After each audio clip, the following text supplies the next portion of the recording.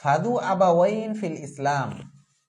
দেখেন এই যে এখানে আবাওয়াইন শব্দ আসছে, আবাওয়াইন এটা হচ্ছে মূলত আবুন শব্দের তাসনিয়া বা দ্বিবচন।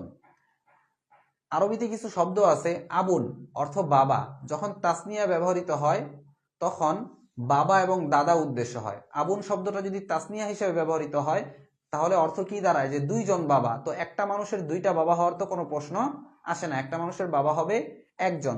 তো আবুন শব্দটা যখন তাসনিয়া হিসেবে ব্যবহৃত হবে এর অর্থ হয় বাবা এবং দাদা।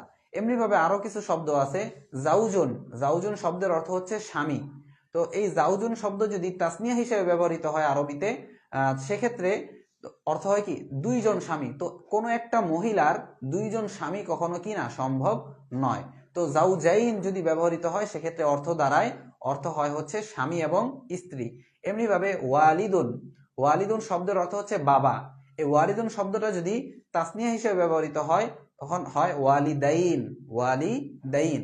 তো ওয়ালিদুন মানে বাবা, তো তাসনিয়া যদি ওয়ালিদাইন হয় সেক্ষেত্রে অর্থ দাঁড়ায় দুইজন বাবা। তো একজন মানুষেরও কখনো দুইজন বাবা হওয়া সম্ভব না। তো সেক্ষেত্রে ওয়ালিদাইন দ্বারা উদ্দেশ্য হয় হচ্ছে বাবা এবং মা।